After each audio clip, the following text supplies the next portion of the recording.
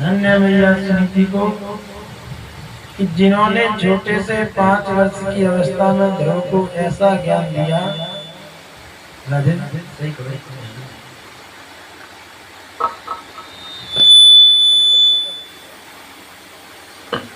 राधे जय श्री राधे।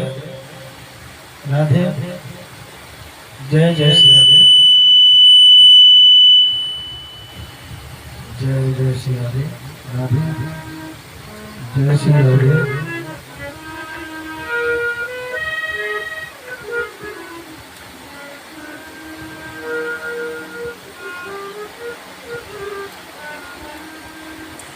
जय श्री राधे। राधे जय श्री राधे। राधे जय जय श्री राधे। जय जय श्री राधे। देखो 3 ही माताओं की शास्त्रों में चर्चा मिलती है। माता सुनीति, माता सुमित्रा, माता मदालसा, जिन्होंने एक एक करके अपने सभी पुत्रों को भगवान के चरणों में लगा दिया, भगवान की सेवा में लगा दिया। माता मदालसा कहती है शुद्धोसी बुद्धोसी निरंजनोसी। हे बेटा तुम शुद्ध हो, हे बेटा तुम बुद्ध हो, हे बेटा तुम निरंजन हो। ये जो संसार है ना, ये माया, इससे बच के रहना। शुद्धोसी बुद्धोसी निरंजनोसी, संसार माया परिवर्तितोषि।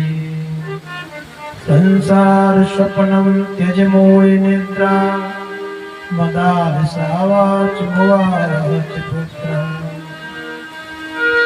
ऐसे माँ मदालसा ने एक एक करके अपने सभी पुत्रों को भगवान की भक्ति में लगा दिया।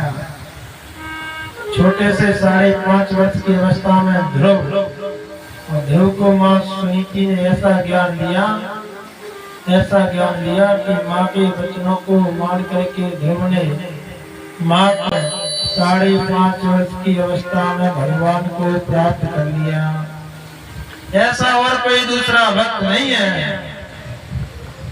ध्रुव ही एक ऐसे भक्त हैं जिन्होंने सबसे कम उम्र में भगवान को प्राप्त किया। कहने को लोग कहते हैं अभी भजन करने की उम्र कहाँ है।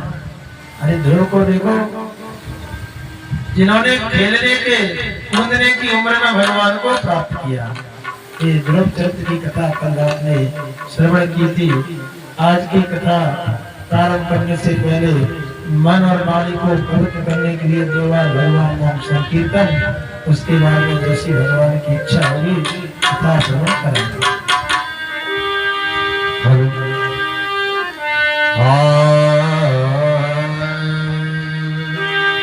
कब तुम कृपा करोगी राधा रानी, कब तुम कृपा करोगी श्याम प्यारी, कब तुम कृपा करोगी हे राधा रानी, कब तुम कृपा करोगी, कब तुम कृपा करोगी, कब तुम कृपा करोगी श्याम प्यारी, कब तुम कृपा करोगी।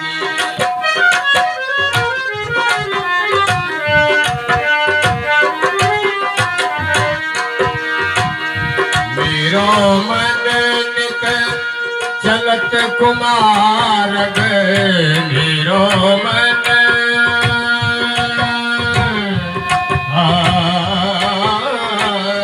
मेरो मन,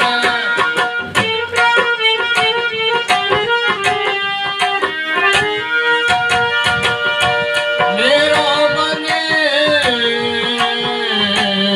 मेरो मन नित चलत कुमार कब दुख दारोगी श्याम प्यारी, कब दुख दारोगी राधा रानी, कब तुम कृपा करोगी, कब तुम कृपा करोगे श्यामा प्यारी, कब तुम कृपा करोगी राधा रानी, कब तुम कृपा करोगी।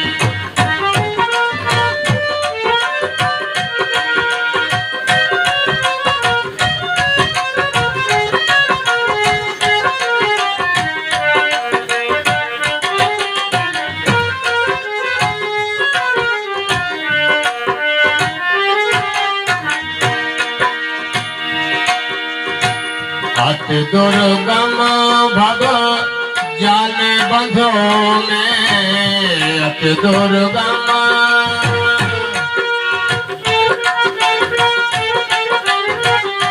अति दुर्गम भव जाल बंधो में, अति दुर्गम अति दुर्गम अति दुर्गम भव जाल बंधो में, निज चरणन कब लोगी श्यामा प्यारी, निज चरणन कब लोगी राधा रानी, कब तुम कृपा करोगी, कब तुम कृपा करोगी अरे राधा रानी, कब तुम कृपा करोगी श्यामा प्यारी, कब तुम कृपा करोगी, कब तुम कृपा करोगी अरे राधा रानी, कब तुम कृपा करोगी श्यामा प्यारी, कब तुम कृपा करोगी, कब तुम कृपा करोगी, कब तुम कृपा करो।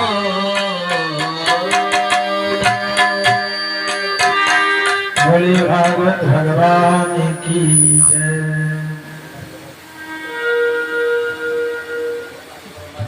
ध्रुवस्य चोकुलः पुत्रा पितरी प्रतस्ते वनम्, सार्वभौमो श्रियं नेच्छत् धीराजा समन्वितो।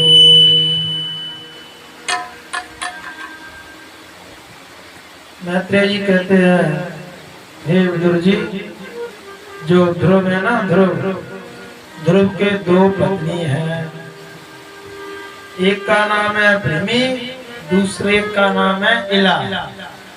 इला भृमि दो पत्नी हैं। भृमि से जो पुत्र हुए उसका नाम था कल्प और बत्सर। इला नाम की जो पत्नी से पुत्र हुआ उसका नाम था उत्कल। उत्कल ने मना कर दिया कि मैं राज्य नहीं करूंगा, मैं तो भगवान का भजन करूंगा, मैं राजपाट के चक्कर में नहीं पड़ूंगा। और इसी वंश परंपरा में आगे महाराज हुए अंग।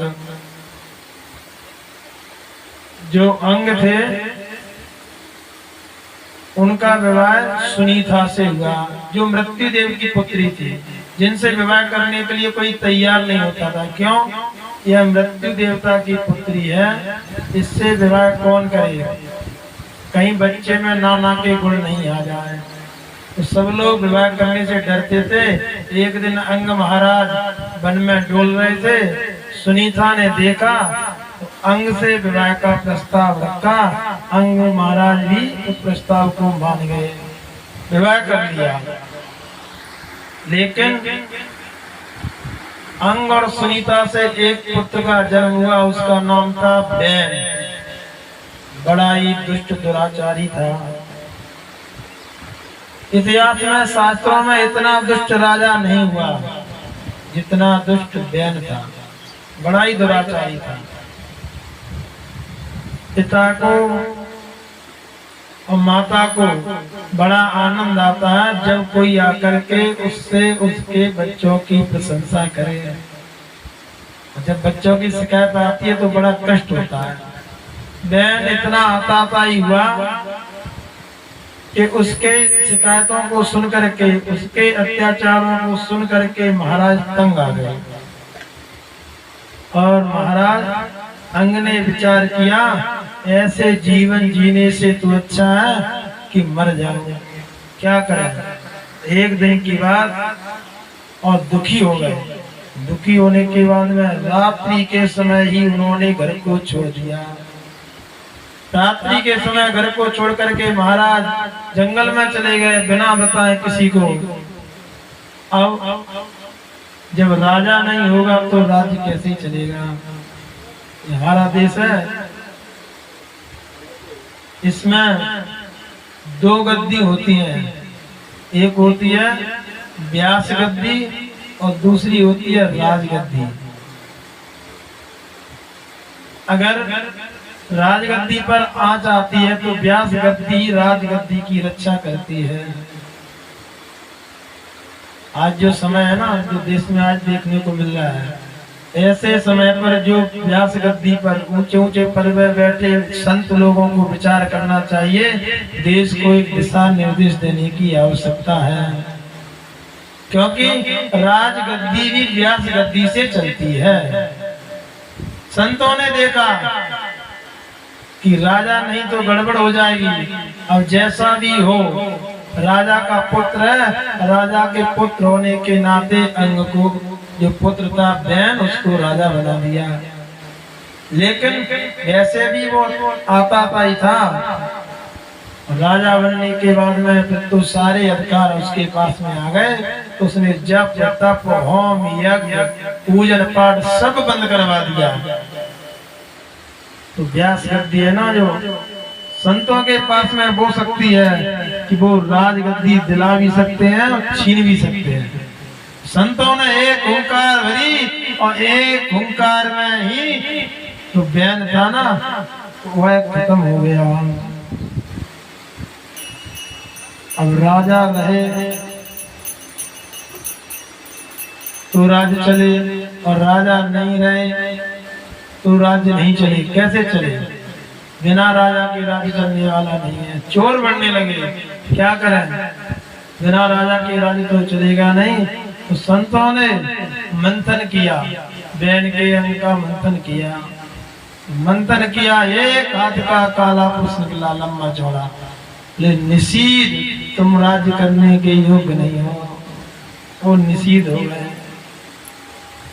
फिर उसके बाद में पुनः मंथन किया, और पुनः मंथन किया तो पृथु भगवान का प्रादुर्भाव हुआ। बोले पृथु भगवान की।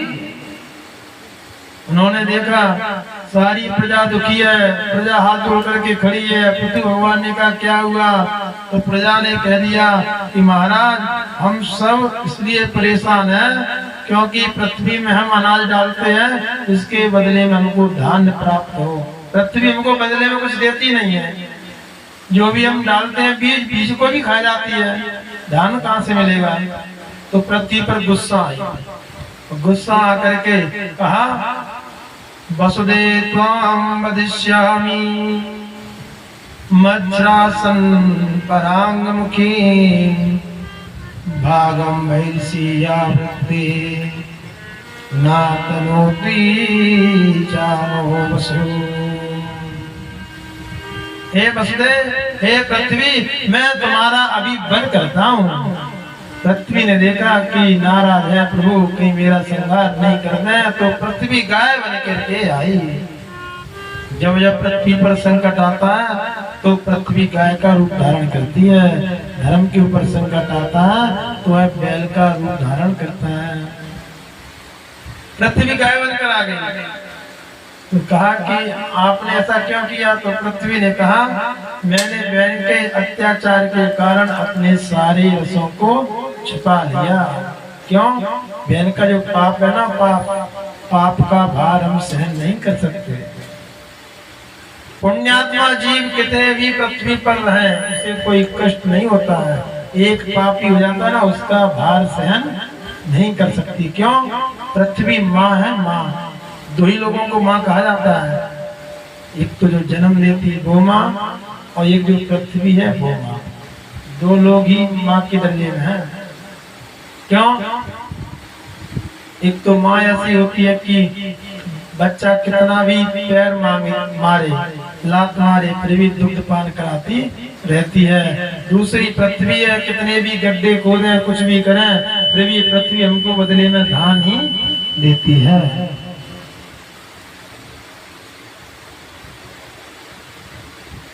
तो महाराज पृथु ने पृथ्वी का दोहन किया और राज्य किया। इसी वंश परंपरा में आगे जाकर के विजदास, उनके अंतर्धान शिखंडी के 3 पुत्र हुए, हविर्दान, वैश्वद और राजा प्राचीन बरी। राजा प्राचीन बरी ने इतने यज्ञ किए कि सारा जो उनका राज्य था, सारी पृथ्वी कुशाओं से कट गई। बहुत यज्ञ किए, लेकिन वेदों की भाषा बड़ी विलक्षण है, वेदों की भाषा समझना मुश्किल है। वो यज्ञ कराते थे, यज्ञों के साथ साथ में पशु हिंसा भी करते थे, बलि देते थे।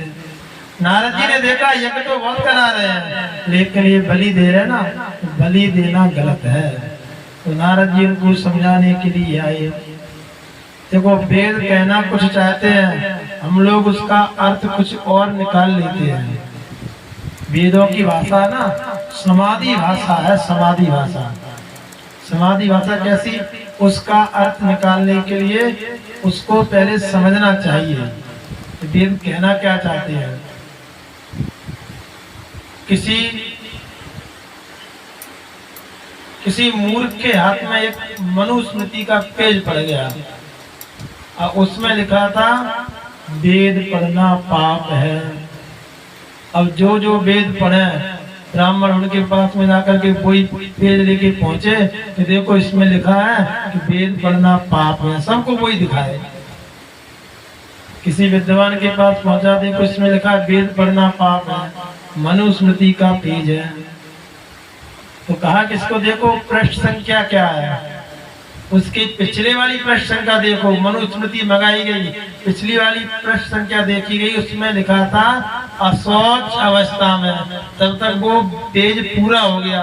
तो दूसरे पेज में लिखा था वेद पढ़ना पाप है, मतलब अपवित्र अवस्था में।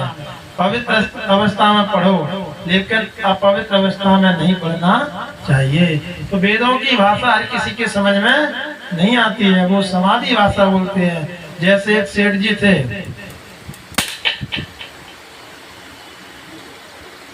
जी थे, और सेठ जी मरते मरते समय उन्होंने देखा अब मरने का समय आ गया, तो सेठ जी ने अपनी डायरी में लिख दिया कि हमारा जो धन है, मेहनत की कमाई है, सारी कमाई हमारे जो खेत पर मट्टी बनी है उसके कंगूरे के नीचे गड़ी है।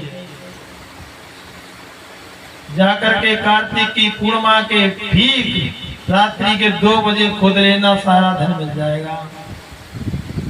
सेठ जी के प्राण निकल गए। अब उनकी वो देखी डायरी, बच्चों ने देखा कार्तिक तो बहुत दिन बाद आएगा, तो क्यों इंतजार करें कार्तिक तक, फिर पूर्णिमा तक इंतजार करें। जब मठी के नीचे माल रखा है तो आज ही निकाल लेते हैं। बच्चे गए, सब गैती फावड़ा लेकर के मठी को तोड़ दिया, उसके कंगूरे के नीचे कुछ भी नहीं मिला। कहा पिताजी झूठ तो लिख नहीं सकते हैं। उनके मित्र है, उनसे पूछते हैं। जब उनके मित्र से पूछा तब बोले कि तुमने गलती कर दी है, कार्तिक तक इंतजार करो। कार्तिक का महीना आया, बोले महीना आ गया कार्तिक का, बोले ऐसे नहीं, मंदिर जैसा बनाता मठी वैसी बनवाओ। बनवा दी। बोले अब पूर्णिमा का इंतजार करो। पूर्णिमा आ गई, और रात्रि का इंतजार करो। रात्रि आई, रात्रि के 2 बजने दो। और जैसे ही रात्रि के 2 बजे तो देखा चंद्र के प्रकाश से जहाँ मट्टी की छाया पड़ रही थी कंगूरे की, तो लगा दिया निशान, यहाँ पर खोदो। और जैसे ही खोदा पूरा माल मिल गया।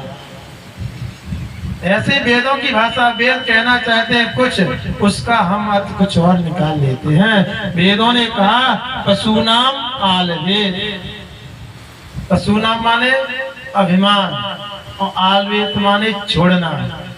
अभिमान को छोड़ करके यज्ञ करना चाहिए। अभिमान को छोड़ करके पूर्ण आहुति करें।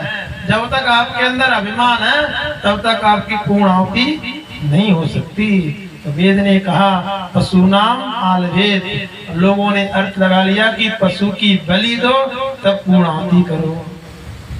वेदों की भाषा समझना बहुत कठिन है। नारद जी ने जाकर के समझाया और एक उनको सुंदर उदाहरण दिया, तुम कर्मकांड यज्ञों में लगे हो लेकिन तुमको पता नहीं है। एक सुंदर कथा सुनाई पुरंजन की। कहते नारद जी, एतम पुरंजनम नारी याचमानं धीरवत अभ्यनंदतम वीरम असंति वीर मोहिता। नारद जी कहते हैं कि दो मित्र थे, एक का नाम था अभिज्ञात और दूसरे का नाम पुरंजन। अभिज्ञात ने कहा देखो चलो घूमते घूमते गए, पुरंजन की इच्छा हुई कि मैं मेला देखने के लिए जाऊं। अभिज्ञात ने कहा देखो मेला देखने जाओ, खूब घूमो, कुछ भी करो, मेरा ध्यान रखना, मुझे मत भूल जाना। इस संसार की चकाचौंध में मुझे भूल गए तो गड़बड़ हो जाएगी। पुरंजन ने कहा अरे मित्र कैसी बातें करते हो, तुम तो हमारे पक्के मित्र हो, तुम्हें थोड़ी भूल जाएंगे। थोड़ा सा बस थोड़ी सी बात है, थोड़ी देर के लिए मेला देखने जाते हैं, उसके बाद में आ जाएंगे।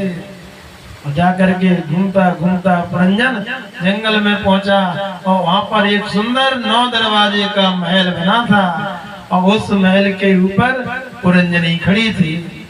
उसने जैसे पुरंजन को देखा तो आवाज लगाई, पुरंजन को बुलाया और विवाह का प्रस्ताव रख से विवाह कर लिया। अब पुरंजन पुरंजनी के साथ में रहने लगा ऐसे कि सोते जागते हमेशा पुरंजनी को याद करता है, पुरंजनी को भूलता नहीं है। पुरंजनी हंसती है तो पुरंजन हंसता है और पुरंजनी रोती है तो पुरंजन रोता है। पुरंजनी खाती है तो पुरंजन खाता है। जैसा जैसा व्यवहार पुरंजनी करती है वैसा वैसा व्यवहार पुरंजन करने लगा। और धीरे धीरे एक समय क्या हुआ कि जो जरा देवी है ना, जरा देवी, तो वो जाकर के पहुंचे। जरा देवी ने कहा मुझसे कोई विवाह नहीं करना चाहता है, मुझसे कोई विवाह नहीं करना चाहता है। उसके भाई ने कहा अच्छा वैसे बुरा मत मानो। चंडवेग ने कहा बहन बुरा मत मानो, तुमसे कोई विवाह नहीं करना चाहता, तुम्हारा थोबड़ी है सो है, कौन तुमसे विवाह कराएगा। लेकिन चिंता मत करो, तुम पसंद कर लो किससे विवाह करना चाहती हो, उससे हम तुम्हारा विवाह करवा देंगे। तो चंडवेग ने दोनों सैनिक लिए, काले और भूरे, दोनों सैनिकों को लेकर के, दोनों रंग की सेना को लेकर के आक्रमण कर दिया। और आक्रमण किया, चारों तरफ से घेराबंदी कर ली। 9 दरवाजे थे, उन 9 दरवाजों पर भी आक्रमण कर दिया। एक एक करके सभी दरवाजों को भेदते गए। तब तक पता नहीं चला, जब चारों तरफ से घिर गया तो पुरंजन ने देखा अब तो घिर चुके हैं। तो पुरंजन पुरंजनी से इतना प्रेम करता था, जन्मत मरण दुसह दुख होई। जन्म के समय मृत्यु के समय बड़ा कष्ट होता है और कष्ट के समय जो व्यक्ति जिससे अधिक प्रेम करता है उसकी याद आती है। पुरंजनी को याद किया और पुरंजनी के वियोग में अपने प्राणों को छोड़ा तो अगले जन्म में फिर पुरंजनी बना, स्त्री बन गया। अगले जन्म में स्त्री बना, एक राजकुमार के साथ में विवाह हुआ। राजा शिकार खेलने के लिए गया, जंगल में किसी ने संहार कर दिया।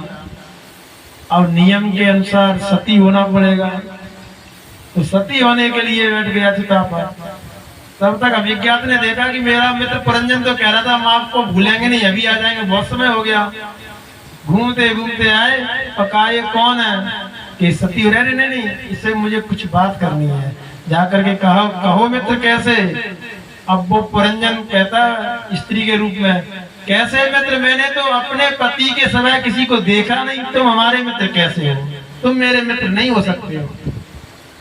अब याद दिलाया कि मैं अभिज्ञात, तुम पुरंजन, हम दोनों घूमने के लिए निकले, तुमसे कहा मुझे भूलना नहीं। सारी बातें याद दिलाई तो साड़ी आड़ी सब उतार के फेंक दी, अपने मित्र को गले से लगा लिया।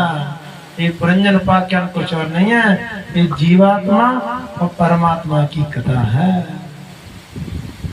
परमात्मा कहता है जीवात्मा से जाओ, संसार में घूमो, लेकिन संसार की चकाचौंध में मुझे भूल मत जाना। जीवात्मा इस 9 दरवाजे का महल है ना, यही है, ये बुद्धि है, ये पुरंजन ही है। जैसे जैसे नचाती है वैसे वैसे जीवात्मा नाचता है। अगर परमात्मा अविज्ञात को नहीं भूलोगे तो बचे रहोगे, अविज्ञात को भूल जाओगे तो आपको वैसे वैसे ही नाचना पड़ेगा। ये पुरंजन की कथा हमारी सबकी कथा है। इस प्रकार से सुंदर उपदेश दिया राजा प्राचीन बलि को, और नारद जी ने समझाया, लेकिन इससे अच्छी बात है कि उनके समझ में भी आ गया। तो समझाते तो बहुत है, लेकिन लोगों की समझ में आ जाए वो अच्छी बात है। नहीं तो धीरे धीरे, जैसे पुरंजन के महल पर सैनिकों ने आक्रमण किया था, ऐसे हमारे भी महल पर आक्रमण करने वाले हैं। जो 9 दरवाजे का महल है, एक एक करके खत्म होते जा रहा है। धीरे धीरे आंखें चली गई, कान चले गए, गंध लेना, दांत चले गए, सब एक एक दरवाजा खत्म होने वाला है। और पता नहीं चलेगा ये जीवात्मा शरीर से कब निकल जाए, कोई पता नहीं चलने वाला। ऐसे उपदेश को दिया, उससे महत्वपूर्ण है कि उस उपदेश को वो समझ गए। सुखदेव जी कहते हैं, राजन परीक्षक, प्रिय आत्मा रामा कथम मुने ग्रहरमता यन मूला कर्म बंधा पराभव। महाराज, मनु के 2 पुत्र थे, प्रियव्रत और उत्तानपाद। अभी आपने उत्तानपाद के चरित्र, उनके वंश की कथा को सुन ली। अब आप प्रियव्रत महाराज के चरित्र को सुने। जो महाराज प्रियव्रत हैं वह महाराज मनु के पुत्र हैं और बड़े ही तेजस्वी हैं। उनका विवाह हुआ विश्वकर्मा की पुत्री बृहस्पति के साथ। उन्होंने 10 पुत्रों को जन्म दिया और 1 कन्या को जन्म दिया। सबसे बड़े पुत्र हैं अग्निन्द्र और कन्या है ऊर्जस्वती, जो गुरु महाराज शुक्राचार्य जी को दिहाई गई। एक दिन महाराज प्रियव्रत ने देखा रात्रि हो जाती है, तो रात्रि के समय लोग अंधेरे में पड़े रहते हैं, क्यों ना कोई ऐसा उपाय किया जाए जिससे रात्रि ना हो, दिन ही बना रहे। तो विश्वकर्मा से कहा, हमारे लिए ऐसा रथ बना करके तैयार करो जो सूर्य के समान तेजोमय हो। विश्वकर्मा ने वैसा ही रथ बना के तैयार कर दिया। अब सूर्य भगवान अस्ताचल हो जाते हैं, तो विश्वकर्मा अपने प्रियव्रत महाराज अपने रथ को लेकर के पूर्वाचल में आ जाते हैं। तो रात्रि होना बंद हो गई, और रात्रि होना बंद हो गई तो सब लोगों के काम बिगड़ गए। देखो, रात होना जरूरी है। ब्रह्मा जी ने सृष्टि में जो जो बनाया सब आवश्यक है, बिना जरूरी का कोई वस्तु नहीं है। हर चीज की अपनी अपनी भूमिका है। रात्रि नहीं होगी तो सोएंगे कम, और सोएंगे नहीं तो शरीर को आराम कब मिलेगा। आराम भी जरूरी है। रात्रि होना ही बंद हो गई।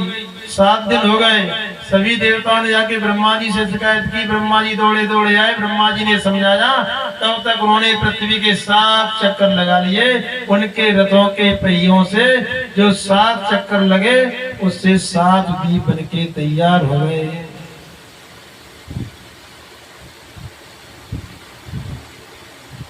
और 7 दीप जो सबसे बड़े पुत्र अग्निन्द्र, तो उनको सबसे छोटा दीप दिया, जम्मू दीप दिया। महाराज अग्निन्द्र के 9 पुत्र हुए, तो उन्होंने अपने दीप के 9 खंड कर दिए। और नाभि जो सबसे बड़े पुत्र थे, उनको सबसे छोटा खंड दिया, अजनाभ खंड। और नाभि इसी वंश परंपरा में आगे नाभि के आगे ऋषभदेव, और ऋषभदेव ने भगवान की तपस्या की, भजन किया। इंद्र को लगा कि मेरे इंद्र सिंहासन के लिए कर रहे हैं, बाद में पता चला ये तो भगवान के अवतार हैं। तो लज्जित होकर के इंद्र अपनी पुत्री जयंती को लेकर के आ गया। जयंती के साथ में ऋषभदेव भगवान का विवाह हुआ। ऋषभदेव भगवान के 100 पुत्र हुए। उनमें से सबसे बड़े भरत जो राजा बने। 81 ब्राह्मण, 9 योगीश्वर और 9 राजकुमार बने। भरत इतने प्रतापी राजा थे, अपनी प्रजा को इतना अच्छा सुख देते थे कि उनके नाम से ही इस खंड का नाम पड़ गया भारतवर्ष। पहले अजनाब वर्ष था, उसके बाद में भारतवर्ष हो गया। बहुत प्रतापी राजा थे, प्रजा का पालन पुत्र के समान करते थे। क्यों? जा सुराज प्रजा दुखारी, ते नृप अवश्य नरक अधिकारी। जिस राजा के राज्य में प्रजा दुखी होती है, वह राजा नरक का अधिकारी होता है। आजकल के राजाओं की तरह नहीं। अब आजकल के राजा तो प्रजा को चूसते हैं, टैक्स के ऊपर टैक्स, हर चीज पर टैक्स। कुछ संत कहते हैं पहले आकाश में गीद दिखते थे, गीद अभी दिखाई नहीं देते हैं। गीद कहाँ गए? गीद जितने भी गीद थे मर करके सफेद कुर्ता पजामा वाले नेता बन के आ गए। गीद सभी चले गए। अंतर इतना कि गीद तो मरे हुए पशुओं को खाते थे, गंदगी हटाते थे, और ये जिंदा मनुष्यों को खा रहे और गंदगी बढ़ा रहे हैं। लेकिन पहले के जो राजा थे उनके बहुत अच्छे नियम थे। प्रत्येक प्रजा का पालन पुत्र के समान करते थे, अच्छा व्यवहार करते थे। भरतस्तु मां भाग, भरतस्तु मां भगवतो यदा भगवतानला, परिपालनाय संचिंतन अनुशासनम परंजन। अपने पुत्रों को उपदेश देते हैं, अच्छा ज्ञान देते हैं, और जब देखा समय आ गया तो अपने पुत्रों को राज सौंप करके भरत जंगल में चले गए भजन करने के लिए। भगवान का भजन करने लगे, और भजन करते करते समय एक दिन भरत ने देखा, संध्या उपासना करने के बाद में नेत्रों को खोला तो सामने क्या देखते हैं? एक हिरणी ने इधर से सिंह की गर्जना को सुना तो छलांग लगाई, और छलांग लगाते समय गंडकी नदी के अंदर उसका सर गिर गया। गर्भवती थी, और उन्होंने नेत्रों को खोला, देखा सामने हिरणी का बच्चा पड़ा है, तो जा करके उसको उठा लिया। बच्चे तो सबके अच्छे होते हैं, उसमें भी हिरणी का बच्चा, बड़ा अच्छा लगा उनको। उसकी रक्षा की, धीरे धीरे उससे मोह हो गया। ऐसा मोह हो गया कि माला करते हैं, माला जपते समय बीच बीच में आके खोल के देखते हैं कि बच्चा किधर गया। हिरण्यमय जगत हो गया।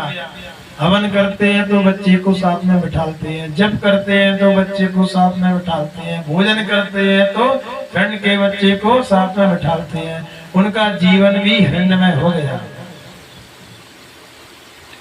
थोड़ी देर के लिए भी बच्चा नहीं दिखे तो बेहाल हो जाते हैं। एक दिन की बात, वो भजन करने लगे, और जैसे नेत्रों को बंद किया, हिरणों का झुंड निकला। बच्चे ने अपनी तरफ देखा और झुंड की तरफ देखा, अरे हम गलत जगह फंस गए, हमारे बांधव तो ये हैं। तो झुंड में जाकर के बच्चा मिल गया। अब भरत जी ने जैसे नेत्रों को खोला, बच्चा नहीं दिखा, तो जंगल में चारों तरफ भटकते हुए जा रहे हैं, बच्चा किधर है? उसको ढूंढते ढूंढते और ढूंढते ढूंढते उसके वियोग में ही अपने प्राणों को छोड़ दिया। अंत मति तथा गति, अंत समय में जैसी आपकी बुद्धि हो वही गति होगी।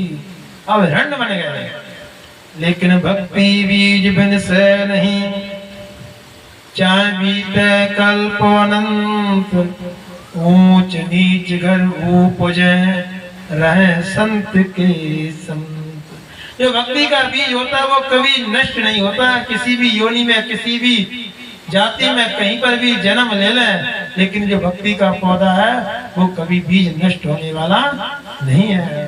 भले ही हिरण्य बन गए लेकिन फिर भी प्रकृति का विरोध नहीं करते हैं, सब याद रखते हैं, झुंड से दूर रहते हैं, सोचते हैं पहले इसी झुंड में पढ़ने के चक्कर में ही मैं यहाँ पर आ गया, अब मैं झुंड से दूर रहूंगा, किसी से मोह नहीं करूंगा, सबसे दूर रहते हैं। और वास्तव में देखा जाए तो आज भी अपना करय स्थान है ना, और करय स्थान पर जो महाराज जी के पास में रहता था कुत्ता, जिसे बोलते थे बंडा भगत, हकीकत की घटना है कि करय स्थान पर जो भी जाए और रास्ता भूल जाए तो बंडा भगत जी जाते थे और जाकर के उसको रास्ता दिखा करके स्थान तक पहुंचाते थे। एक समय की बात, गांव में ऐसा परंपरा रहती है, गांव में ऐसे नियम रहते हैं, जब भैंस वगैरह ब्याती है तो उसके बाद में दूध स्थान पर देने जाते हैं, दूध या खीर। तो गुजरों का इलाका है तो खीर लेके आए बनवा के महाराज जी के लिए। महाराज जी इस खीर को खा लो। महाराज जी ने कहा खीर, हाँ बंडा भगत को खिला दो। थाली लेकर के कुत्ते के सामने रख दी, वो खा गया। अब भगत ने सोचा महाराज जी ने खीर नहीं खा पाई, दूसरे दिन फिर लेके आ गया और दूसरे दिन लेके आया तो महाराज जी ने कहा कि बंडा भगत को खिला दो। उसने हाथ जोड़ के कहा महाराज अगर कुत्तों को ही खिलानी थी तो गांव में कुत्तों की कमी नहीं थी, हम खीर आपको खिलाने के लिए लाए हैं। महाराज जी ने कहा कि नहीं इसको खिला दो। बंडा भगत खड़ा होकर चला गया, उसने खीर नहीं खाई। और किसान जाकर के जैसे घर पहुंचा तो उसकी सारी वैसे मरणासन स्थिति में पड़ी। लौट गया, महाराज जी से कहा कि कृपा करो। महाराज जी ने कहा बंडा भगत को मनाओ, उनको खीर खिला दो, वैसे ठीक हो जाएंगे। अब वो पीछे पीछे थाली लेके घूम रहा कि खीर खा लो, और बंडा भगत सुन ही नहीं रहे हैं। ये ज्यादा पुरानी बात नहीं है, करय आश्रम की बात है। किसान पीछे पीछे थाली लिए घूम रहा है, बंडा भगत सुन नहीं रहे हैं। तब महाराज जी ने कहा कि भगवान के भक्त इतना क्रोध नहीं करते हैं। तब उसने खीर खाई, तब उनकी भैंस ठीक हुई। आज भी कैसा भी पागल कुत्ता काट ले, करय स्थान पर जाकर के जल पी लो तो आपके ऊपर इसका असर नहीं होगा। तो भक्ति बीज बिन सह नहीं, चाहे बीत कल्पोनंत, ऊंच नीच घर उपजे रहे संत के संग। और उस रण वाली योनि को भी छोड़ा, अगले बार ब्राह्मण के घर पर जन्म लिया। ब्राह्मण के घर पर जन्म लिया, याद सब कुछ रहा, लेकिन पिताजी कहते हैं कर्मकांड सीखो, लेकिन नहीं सीखेंगे। क्यों? अगर सीख लिए तो इस चक्कर में पड़ जाएंगे। अब किसी के चक्कर में पड़ने वाले नहीं है, अब तो केवल भगवान का भजन करेंगे। अज्ञानी बन के रहते हैं, मूर्ख बन के रहते हैं, कुछ करते नहीं है। हम कुछ करना ही नहीं जानते हैं। भाइयों ने कहा तुम घर पे बैठे रहते हो, कुछ करते नहीं हो, तो एक काम करो, खेत पे जाओ, काम करो, और इधर थोड़ा फावड़ा पकड़ा दिया कि यहाँ पर पार डाल दो। तो जहाँ पर मिट्टी डाल करके ऊंचा करना था वहां से मिट्टी खोद दी, तो जहाँ से मिट्टी खोदनी थी वहां ऊंचा कर दिया। सब काम उल्टे।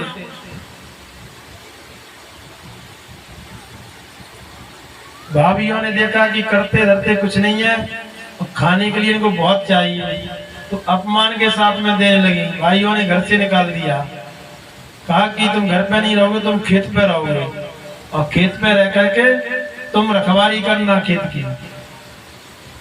अब खेत की कैसी रखवाली? बोले चिड़ियाओं से रक्षा करना।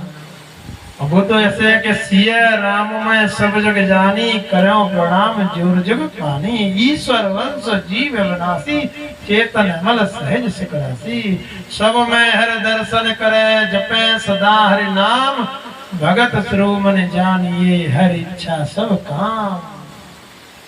उन्हें रखवारी के लिए बिठा दिया। वो तो कहते हैं कि राम की चिड़िया, राम को खेत, चिन्ह चिड़िया भर भर पेट। जो चिड़िया आए किसी को भगाए नहीं। भाइयों ने देखा ये तो डंठल डंठल खड़े रह गए, काम नहीं चलेगा।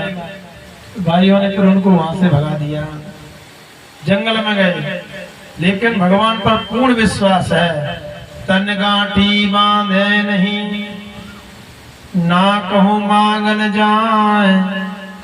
उनके पीछे हरी फिरे, कहूँ भूखे ना रह जाए। अजगर करे न चाकरी, पंछी करे न काम। दास मलुका कहे गए, सबके दाता राम। भगवान पर पूर्ण विश्वास है कि भगवान सबको खिलाने के बाद में ही खाता है।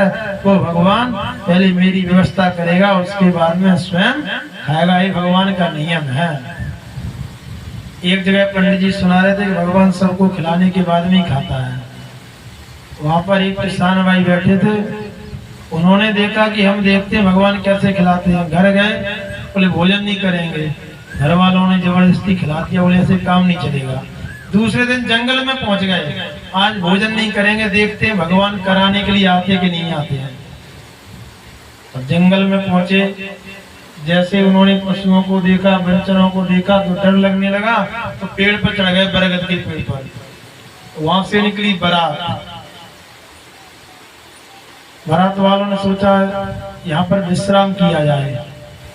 कुछ देर के लिए ठहरे, और ठहरने के बाद में क्या किया, जो लेके आए थे ना नाश्ता कलेवा, उसको पेड़ से टांग दिया, विश्राम किया। लेकिन चलते समय उसको लेना भूल गए।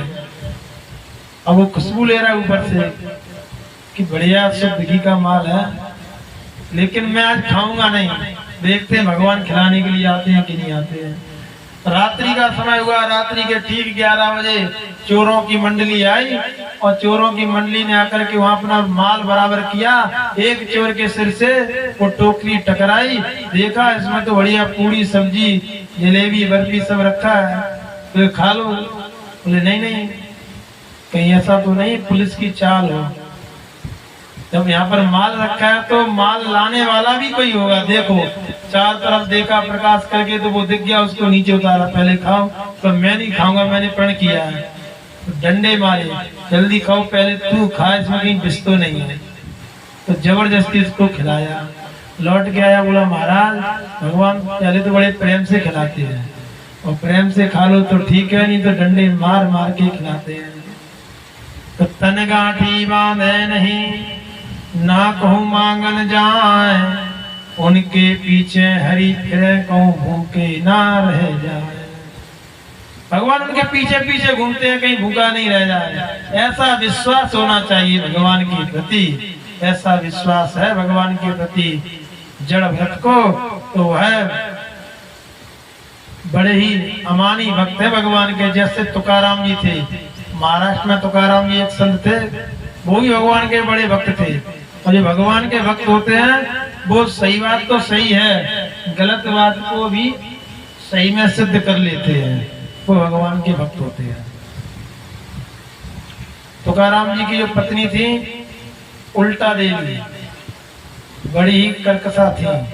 कर्कशा कसायन कुलक्षणी, और कर्म के फूटे ऐसी नारी घरे आवती। लेकिन तुकाराम जी फिर भी ये कहते हैं कि भगवान की हमारे ऊपर बहुत बड़ी कृपा है कि हमको ऐसी पत्नी मिली। अगर अच्छी पत्नी मिल जाती तो हम उस पत्नी के चक्कर में फंस जाते, भगवान का भजन नहीं कर पाते। ये कलह करती है घर पे, तो इनमें मन कम लगता है, भगवान के भजन में मन ज्यादा लग जाता है।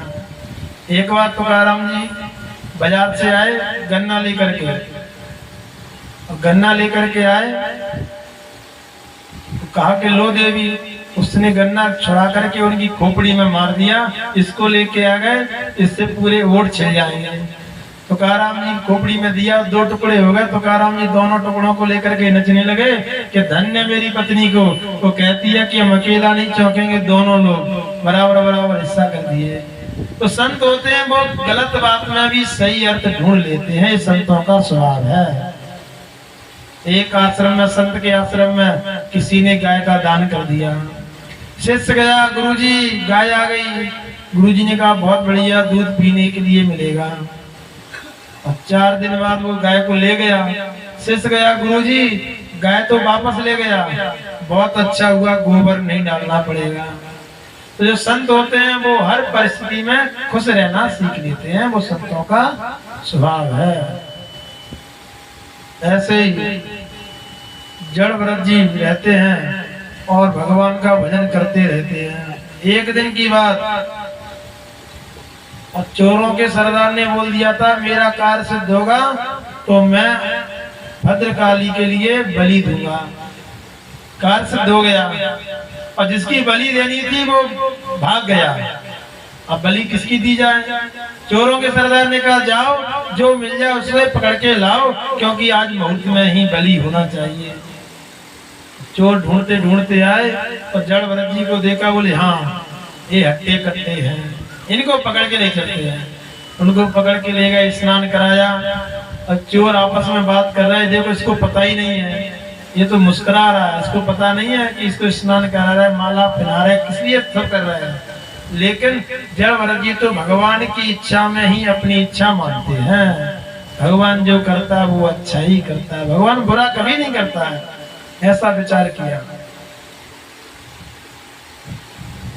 ले जाकर के भद्रकाली के सामने पहुंचे और देखा चोरों के सरदार ने खड्ग निकाला और जैसे ही बलि देनी चाहिए तो भद्रकाली मैया प्रकट हो गई। बोले भद्रकाली मैया की जय। खड्ग लेकर के और एकदम प्रहार कर दिया, चोरों का जो सरदार था उसका संहार कर दिया और जड़ भरत की रक्षा की।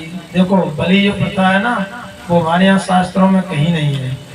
अगर बलि से ही भगवान प्रसन्न होते तो जड़ व्रत की बलि हो जाती।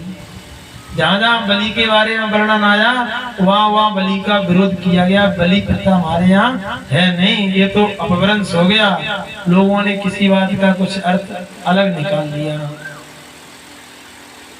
एक दिन की बात, सिंधु देश का राजा रघुगण और कपिल मुनि के आश्रम में जाता है, सांख्य शास्त्र का उपदेश लेने के लिए प्रतिदिन जाता है। एक दिन जा रहा था तो उसकी पालकी का जो कहार है, एक कहार बीमार पड़ गया। अब बीमार पड़ गया तो राजा ने कहा देखो कोई मिल जाए दूसरा उसको लेके आओ। तो सैनिक दौड़े दौड़े आए, देखा तो जड़ भरत जी पड़े थे, वो तो मस्त रहते हैं, बोले ये हट्टा कट्टा है, ये अच्छा है, इसको लगा देते हैं। पकड़ के ले गए, पालकी में लगा दिया। लेकिन वो भगवान की इच्छा में ही अपनी इच्छा मानते हैं, भगवान की ऐसी इच्छा तो करना दे दिया। लेकिन सब में हरि दर्शन करें, जपे सदा हरि नाम, भगत श्रू मन जानियो, हरि इच्छा सब काम। सब में भगवान के दर्शन करते हैं। अब सामने चींटी दिखती है, चींटा दिखता है, जीव जंतु कुछ भी दिखते हैं तो अपने पैर को बढ़ा देते हैं और कभी पैर को कम कर देते हैं। एकदम झटका लगता है तो खोपड़ी पालकी में बजती है। तो राजा ने कहा तुम लोग देख के नहीं चलते, तुम लोगों को चलना नहीं आता है। तीनों कारों ने हाथ जोड़ के कहा महाराज हमारी कोई गलती नहीं है, ये नया कार आया ना, ये गड़बड़ कर रहा है। तो राजा ने कहा कमजोर है क्या? नहीं महाराज हड्डा कट्टा है। राजा ने डांटा, देखो अगली बार गलती नहीं होना चाहिए। लेकिन जड़ भरत जी सुनते सबकी है, करते मन की है। जैसे जीव जंतु दिखे पैर को आगे बढ़ा दिया, फिर कोपड़ी लगी तो उसने कहना चालू कर दिया, अरे तुमको मैं दंड दूंगा, तुम्हारी समझ में नहीं आता है। सर्वदेव मयोर आज्ञा, राजा के अंदर सभी देवता निवास करते हैं। और जैसे दंड देने के लिए कहा तो अब जड़ भरत जी बोलने लगे, तयोदितम व्यक्तम अभिप्रलब्धम भर्तु साये स्यादिति वीर भारा, गंतुर यदि स्यादिगम अमध्वा एवे तिरासो ना वेदाम प्रभादा। अरे हे राजन तुम किसको दंड दोगे? इस शरीर को दंड दोगे? तो शरीर को दंड दोगे कि जीवात्मा को दंड दोगे? क्यों? मैं तो शरीर हूं नहीं, मैं तो अलग हूं। और आप अभी बोल रहे थे कि ये कमजोर है, कैसा है? तो मोटा होना पतला होना ये शरीर का स्वभाव है। जैसे ये उपदेश दिया तो खिड़की में झांक करके देखा तो कंधे पर जनेऊ पड़ा था, शिका सूत्र था। देखा कोई अपराध हो गया ब्राह्मण देवता का, और सामने आकर के हाथ जोड़ करके कहने लगे, ना हम विशंके सुरराज वज्रान नात्रिय शूला नियम सदंडा नाग्न्यार्क सोमनले वित्तप्पा सहस्रांकी व्रतम ब्रह्म कुलाभमानात्। हे ब्राह्मण देवता, ना तो मुझे इंद्र के वज्र का भय है, ना मुझे शिव जी के त्रिशूल का भय है, किसी का भय नहीं है। मुझे भय है तो केवल ब्राह्मण का भय है, कहीं मेरे द्वारा ब्राह्मण कुल का अपमान नहीं हो जाए, किसी ब्राह्मण का अपमान नहीं हो जाए। आप देखने में ब्राह्मण देवता लगते हो, मुझे क्षमा कर दो। आप बताइए आप कौन है? तब जड़भरत ने बताया, जो उपदेश लेने के लिए कपिल मुनि के आश्रम में जाते थे, उसी उपदेश को जड़भरत ने राजा रघुगण को ही पर दिया। देखो ये कौन है? जो जड़भरत है ना, इनको मृग से मोह हुआ था ना, मोह। ये मोह नहीं था, ये संत की संतता थी। सोचो, जो राजा अपने पूरे राज्य को छोड़ के आया, इतने बड़े साम्राज्य को छोड़ के आया, क्या एक हिरने के बच्चे से मोह हो सकता है क्या? लेकिन देखा, जब मैंने इसको शरण दी है, जब मैंने इसको पालन पोषण किया है, तो मैं इसका उद्धार करके ही मानूंगा। अभी मृग योनि में है ना, तो इसका उद्धार नहीं हो सकता है। इसको उपदेश देंगे तो ये सुन नहीं सकता है, तो भले ही हमको कितने भी जन्म लेना पड़े, लेकिन इसका उद्धार करेंगे। इसलिए उसके मोह में जानबूझ करके पड़े और मृग बने। अगले जन्म में वो ही मृग का जो बच्चा था, वो ही राजा रघुगण बना। अब उपदेश दिया, क्योंकि जब मृग रूप में था ना, तो उपदेश ग्रहण नहीं कर सकता था। उपदेश दिया तो ऐसा उपदेश दिया कि दुनिया में फिर उपदेश लेने की आवश्यकता नहीं है। सुंदर वाटवी का वर्णन किया, नरकों का वर्णन किया, और कहा कि जितने भी नरक हैं, उन नरकों को प्रत्येक जीव को भोगना पड़ता है। जिसने जो कर्म किए हैं, कर्मों के अनुसार उन नरकों को भोगना पड़ता है, उनसे बचने वाला कोई नहीं है, कितने भी उपाय कर लो। जो पातक कायाते होई, बिना भोगे छूटे नहीं सोई। इस शरीर से जो पाप कर्म किए उसको भोगना ही पड़ेगा, जन्म कितने भी ले लो। नरक क्या है? ये नरक तो धोबी घाट है। कपड़ा होता ना, कपड़ा, और कपड़ा गंदा हो जाए, दाग नहीं छूटे, तो क्या करते हैं? धोबी को दे देते हैं, और धोबी पछीट पछीट के धोता है, और तब तक पानी से निकालता रहता है, तब तक पछीटेगा जब तक दाग साफ नहीं हो जाए, तब तक पछीटता ही रहेगा। जब तक हमारे जो पाप हैं, पाप छीण नहीं हो जाए, तब तक नरकों की यातना भोगना ही पड़ती है। पापों को धोने के लिए ही नरक बनाए गए हैं। नरकों के बारे में बताया और कहा, कोई किसी को दुख सुख देने वाला नहीं है, को न खाऊ सुख दुख कर दाता। ना कोई किसी को सुख देता है और ना कोई किसी को दुख देता है। बोले तो अपने अपने कर्मों से सभी सुख और दुखों को प्राप्त करते हैं। फिर बताया कि अगर जीव को चाहिए नरकों की यातना से बचना है, तो पहले 3 ऋणों से मुक्त होना चाहिए। 3 ऋण है। प्रत्येक मनुष्य जो जन्म लेता है, तो जन्म लेते समय ही उसके ऊपर कर्जा होता है। जिसका जन्म हुआ उसके ऊपर 3 कर्जे हैं, देव ऋण, ऋषि ऋण और पितृ ऋण। 3 प्रकार के कर्जे हर मनुष्य के ऊपर रहते हैं। कैसा? पितृ ऋण कैसा? पितृ ऋण ऐसा है, अगर हमारे पिताजी नहीं होते तो हम कहां से आते? दादा नहीं होते तो पिताजी कहां से आते? जिन पिता ने पाल पोष करके इतना बड़ा किया है, तो पितृ ऋण से मुक्त होने के लिए क्या करना चाहिए? तर्पण करना चाहिए, श्राद्ध करना चाहिए, और पिता की माता की सेवा करना चाहिए। मरने के बाद में श्राद्ध तर्पण करो और जीते जी पानी नहीं पूछो, तो पितृ ऋण से मुक्त होने वाले नहीं है। अगर पितृ ऋण से मुक्त होना चाहते हैं तो माता पिता के चरणों की सेवा करो। यही विडंबना है। लोग तीर्थों में दौड़ते हैं, टिकट बुक करा लेते हैं, और पिताजी घर में पड़े हैं कि कोई एक लोटा जल पिला दे, कभी फल मिलने वाला नहीं है। शास्त्र कहते हैं मातृ देवो भव पितृ देवो भव। लोग कहते हैं ना कि भगवान के दर्शन नहीं होते, भगवान के दर्शन कैसे हो? अरे देखो भगवान तो दर्शन देने वाले हैं, भगवान तो आपसे बात भी करते हैं। बोले कौन? कि माता पिता जो भगवान है ना, जो प्रतिदिन दर्शन देने वाले हैं, इनसे बड़ा कोई भगवान नहीं है दुनिया में।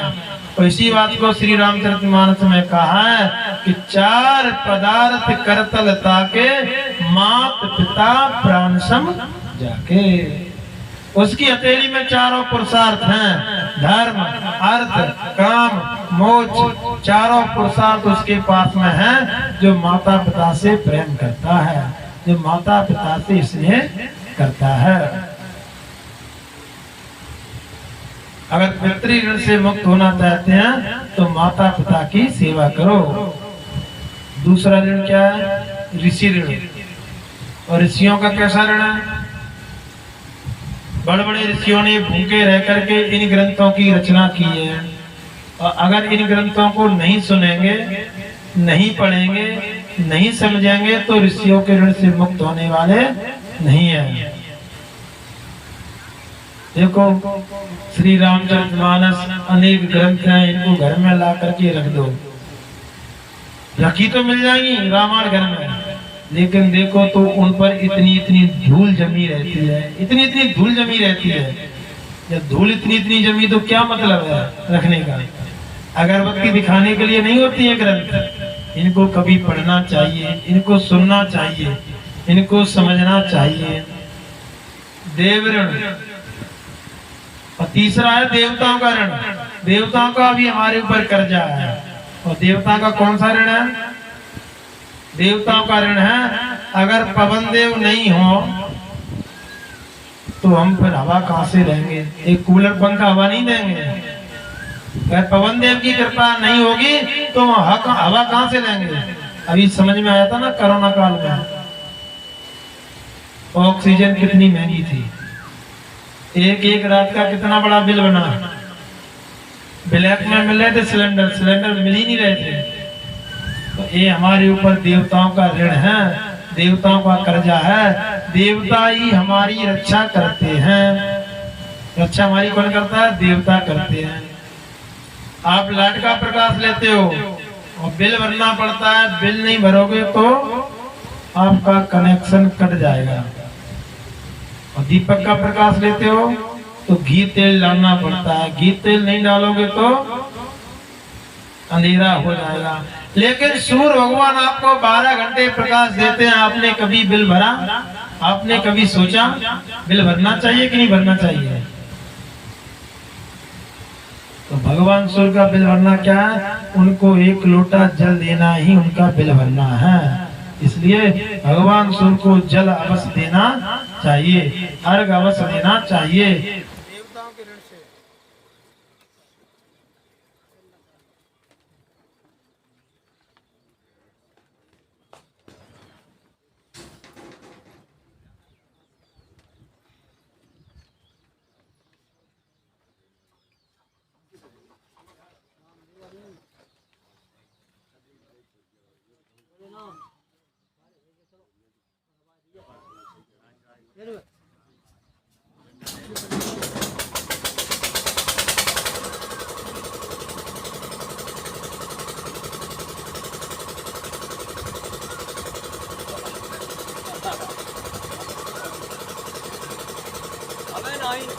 अबे बनी डाल दे, बन जाने हाल करते हैं।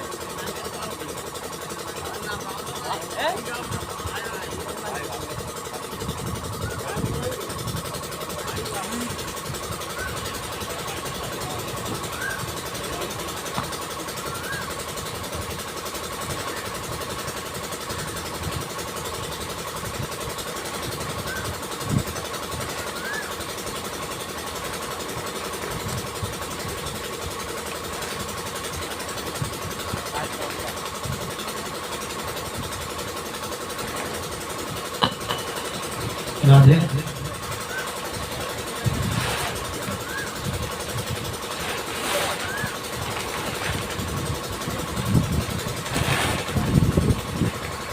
गए